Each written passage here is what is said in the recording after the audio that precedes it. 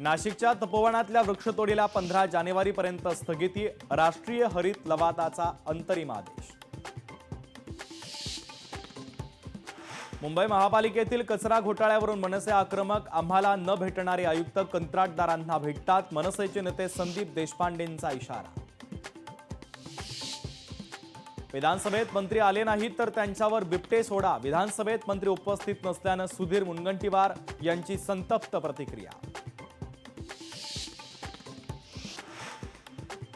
CBSE अभ्यासक्रमामध्ये छत्रपती शिवरायांचा इतिहास फक्त 68 शब्दांमध्ये, आमदार सत्यजित तांबेंचा विधानसभेत संताप, सरकारनं पेटून उठण्याची केली मागणी।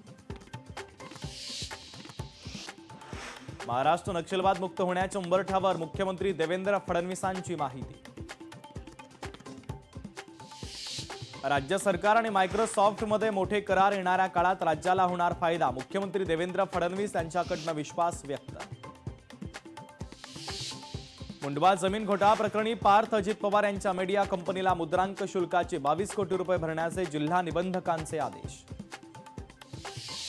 लिओनेल मेस्सी उद्यापासून 3 दिवस भारताच्या दौऱ्यावर, मुंबईमध्ये मेस्सीचं होणार जंगी स्वागत। आंध्र प्रदेशमध्ये भीषण अपघात, खासगी बस दरीमध्ये कोसळली, 10 प्रवाशांचा मृत्यू तर 23 पेक्षा अधिक जण जखमी। स्वातंत्र्यवीर सावरकरांच्या पुतळ्याचं अंदमानमध्ये अनावरण, शाह आणि मोहन भागवतांच्या हस्ते अनावरण, सागरा प्राण तळमळला या गीताला 115 वर्ष पूर्ण झाल्याबद्दल सोहळा।